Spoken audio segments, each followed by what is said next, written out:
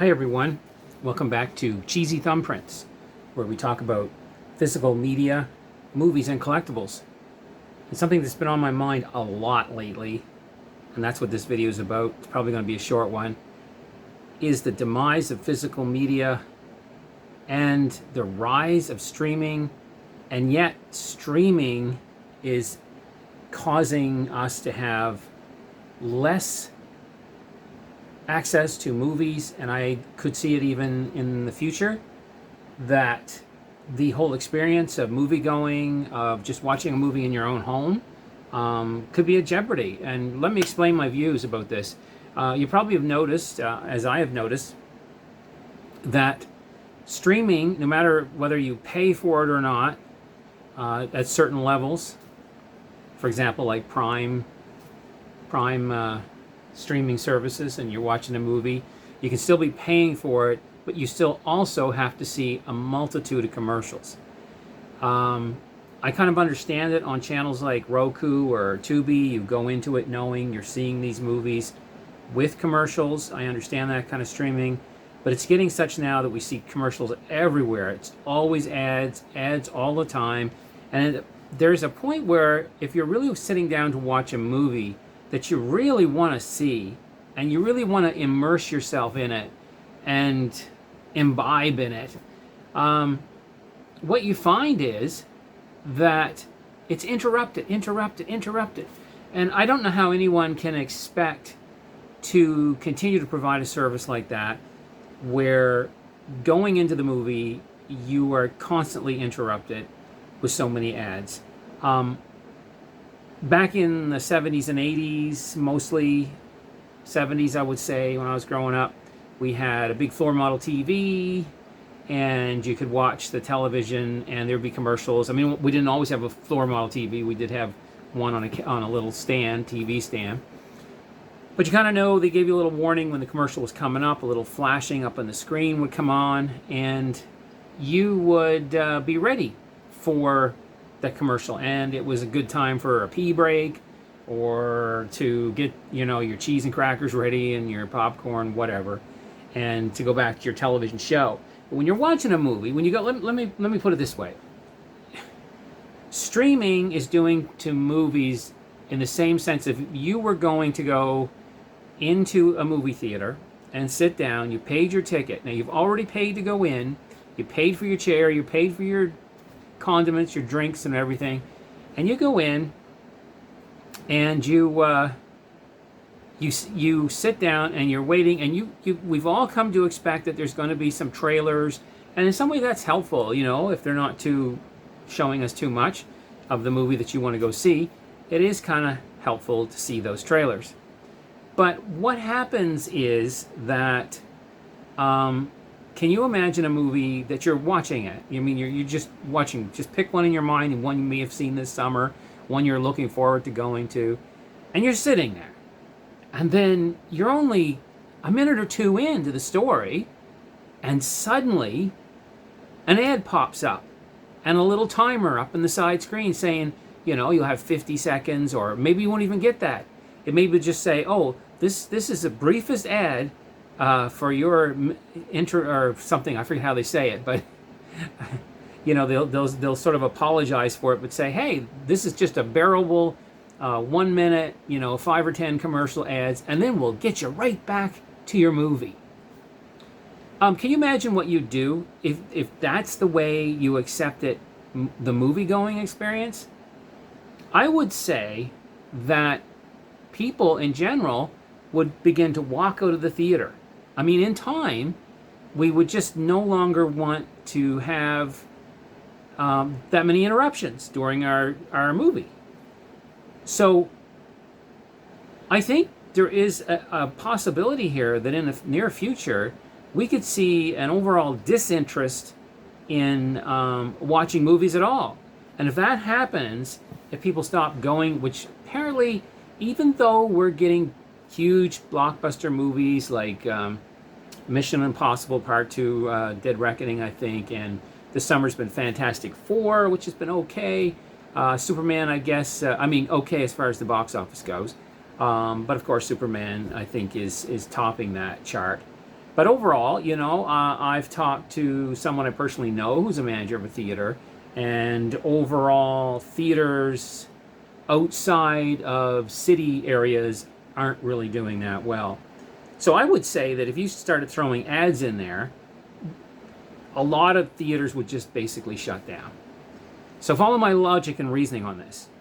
If the general masses get turned away from watching movies because of too many ads, then there's not going to be the business there, the money, the funds, whatever, for movies to get made. And even now, movies have to be a certain, they have to compete with, like, they had to at one point, like Marvel movies, and, you just don't go make up. Like, back in the 60s, they made movies that just were, they had buildings and cars and people and props and things, but they were just movies. They had stories and plots and actors and some were suspense, drama, some were romance, but they didn't have to have billions of dollars spent on CGI or special effects or filming certain locations. Things like James Bond came along like that, or maybe even James Gunn. I forget which. I guess James Gunn came first. No, about the same time, I guess, on television, where they actually apparently went to different, locations around the world and filmed a TV show. Kind of a new thing, I guess, for them. Correct me if I'm wrong in the comments.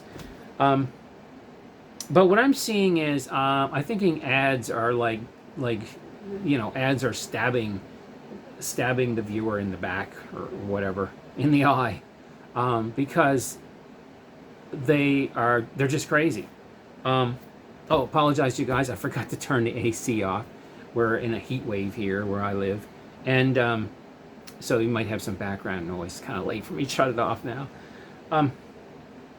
Okay, so I am really, really, really thinking it's time to get back to physical media, and it's time to start buying. Yes, there was, even on VHS, there was commercials at the start sometimes. I even have, I forget who put it out, but it was the Abbott and Costello collection on VHS. And they had the old ads from the 40s back, right at the start. They'd be going out in the tropical area. These are black and white, ads, same as the movies. And they're showing you how they process a rubber tree or something in some other foreign place. It's just very interesting to have those there. And they were on the VHS tapes, which I have somewhere buried in a closet. We used to enjoy them. The family used to enjoy that. I really, really am here to say, please support physical media. Please support buying even new product if you can afford it once in a while, like Blu-ray and DVD. Because we're going to get in a situation where these companies are no longer going to make the discs if there's no interest at all. Yes, there's been a bit of an uptick in 4K Blu-ray and your regular Blu-ray sales, which I like. I personally don't have the funds to buy every movie in 4K, but a lot of times I do love it when you buy one that's 4K and has a Blu-ray disc as well. There's been a lot of concern and talk about disc rot. So that's why I'm kind of trying to replace a lot of my DVDs that I really love, some of my really in my collection that I really love, with a Blu-ray copy. And I'm hoping that the fact that it's newer, I mean, yes, there are arguments that the double layer on the Blu-ray can break down sooner than the single layer on the DVD, but let's hope not. And so I do have, I'm kind of in that stage of replacing my Blu-ray, my DVD collection with Blu-ray, if it warrants it. But, if we don't buy Blu-rays, they won't make Blu-ray players or DVD players. So what's going to happen if the companies start producing Blu-ray players? Then, because you can play a DVD, as you know, you can play a DVD on a Blu-ray player. If there's a lack of interest in that, a lack of, actually not just interest, but income, in doing that, then we're going to see, sadly, another way that that physical media will die off. And physical media is great. You put it in, 9 times out of 10, it works if your disc is clean. You can look that up, how to properly clean your disc if it's skipping. And yes, there are sometimes defects. Yes, all these things. So, you know, make sure you buy from some place where you're able to return it if it no longer works or skips. But sometimes it's just the packaging and the off-gassing of chemicals in the package that sometimes makes the disc dirty. Different things like that. But if we stop buying Blu-ray, they'll stop making Blu-ray players, and this is what we're going to be left up with. We're being strong-armed into a world where all we see is ads, and they're crazy nuts for ads, and because they see that as the ad, the people who are running the ads, whether ads work or not, that's beside the point. Whether they work or not is beside the point. The people who buy ad space on streaming believe the ads work, and maybe they do. Maybe they, you know, buy that certain type of toothpaste or whatever is staying with our heads when we go to the counter. We'll buy that toothpaste. But what matters is that the people who make the toothpaste believe if they pay for that spot, then those ads are doing them something in their overall business. But for sure, the streaming services are the ones that are really benefit from these ads. It really breaks down the whole art. I mean, breaks it down, ruins it to me. I don't know how you guys feel, but it really ruins it for me to see, to watch a movie or a TV show, and it's just, I mean, maybe there's, you know, just basically ruined by interruptions. And I mean, maybe, you know, if you've got something very nostalgic and you're watching a really old TV show and they put, you know, ads from the 70s in there, maybe there's some good to that, you know. But yeah, I'm just here to say, and just give this brief video, please get back into buying. You don't have to spend a whole paycheck on it, but you know, get yourself a cheap $100 Blu-ray player. Buy some of your favorite movies, just your favorite movies. You don't have to go nuts. You can sometimes see them in little kiosks or places in, you know, your drug mart, or, you know, your little Walmart doesn't really, in Canada at least, doesn't really sell that many now.